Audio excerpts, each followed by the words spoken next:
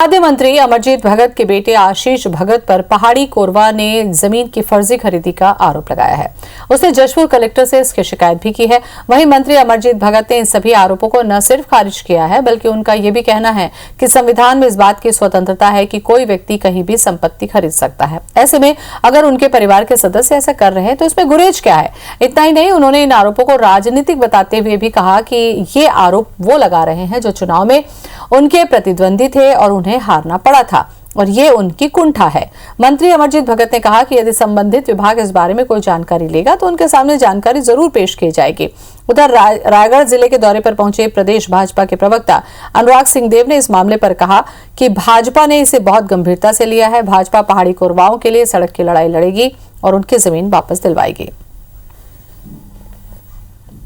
किसी भी कोने में कोई भी व्यक्ति चाहे तो संपत्ति खरीद सकता है। चाहे आरोप लगाने वाले मेरे से चुनाव भी हारे हों तो उनका व्यक्तिगत वो कुंठा हो सकता है, लेकिन कोई कुछ कहेगा इसके चलते या मेरे परिवार से जुड़े हुए कोई व्यक्ति या कोई मेरा पुत्र हो, पत्नी हो, कोई परिवार का सदस्य हो, वो कुछ विरोधी आरोप लगाएंगे, इस डर से हम कुछ न करें तो उचित नहीं न है। और इसी खबर पर ज्यादा जानकारी के लिए हमारे संवाददाता अंबिकापुर से जुड़ रहे हैं अभिषेक सोनिया। अभिषेक, पहाड़ी कोरवा ने खुद आरोप लगाया है फर्जी जमीन खरीदी का, कितना गंभीर ये मामला हो सकता है?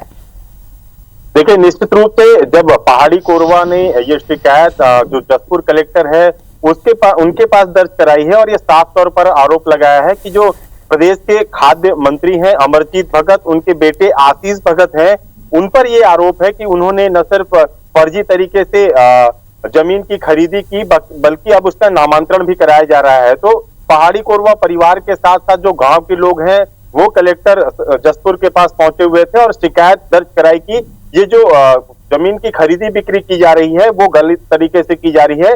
इसे न सिर्फ निरस्त किया जाए बल्कि इनमें जो शामिल लोग हैं, पटवारी, तहसीलदार, चाहे जो भी अन्य जो अधिकारी कर्मचारी हैं, उनके खिलाफ भी वैधानिक कार्रवाई की मांग की है। लेकिन दूसरी तरफ बात करें तो जब हमने खाद्य मंत्री अमरजीत भगत से बात की तो उनका साफ तौर पर कहना था कि ये सिर्फ राजनीतिक आरोप है और इसमें कोई भी सच्चाई नहीं है। अमरजीत भगत ने साफ कहा कि जो भारत में संविधान बना हुआ है उसमें ये छूट दी गई है कि कोई भी व्यक्ति कहीं भी जाके जमीन की खरीदी बिक्री कर सकता है। ऐसे में अगर उनके पुत्र या उनके परिवार के कोई लोग खरीदी बिक्री कर रहे हैं तो इसमें हर्जा क्या है। इसके साथ ही उन्होंने कहा कि ये जो पूरी आरोप है वो कहीं ना कहीं जो इनके साथ चुनाव हारे हुए हैं उनके द्वारा ये षड्यंत्र रचा जा रहा है और ये आरोप लगाया जा रहा है, ये उनकी कुंठा बताई। लेकिन दूसरी तरफ बीजेपी प्रदेश प्रवक्ता जो अनुराग सिंह देव है उन्होंने इसके लिए लड़ाई लड़ने की बात कही है और सड़क तक लड़ाई लड़ने की बात कही है। उनका कहना है कि जो परिवार है जिन लोगों ने शिकायत दर्ज कराई है उनके साथ भाजपा खड़ी रहेगी और जो हक दिलाने का काम है, चाहे वो सड़क की लड़ाई लड़नी पड़ेगी, वो उनके साथ रहेंगे। तो निश्चित रूप से अब कहा जा सकता है कि बेहद गंभीर आरोप है, लेकिन अब इस पर राजनीतिक जो रंग है वो चढ़ता नजर आ रहा है। ऐसे में देखना होगा कि प्रशासनिक जांच और कार्रवाई कब तक शुरू होती है और इस मामले में और क्या कार्रवाई होती है। शिकायत का है अभिषेक, इस बारे में कलेक्टर का क्या कहना है कि किस तरीके से जांच की जाएगी और क्या कार्रवाई होगी? देखिए, कलेक्टर का ये कहना है कि जो शिकायत आई है उस पर विधिवत जांच कराई जाएगी और ये जो पीड़ित परिवार है जिन्होंने अभी आरोप लगाया है वो आखिर जब जमीन की रजिस्ट्री हो रही थी तब उन्होंने किस तरह से रजिस्ट्री की, इसको लेकर भी जांच की जाएगी। तो अभी फिलहाल जांच की बात कही जा रही है कि पूरे मामले में जांच कराई जाएगी और निष्पक्ष कार्रवाई की बात जो जिला प्रशासन है वो कह रहा है।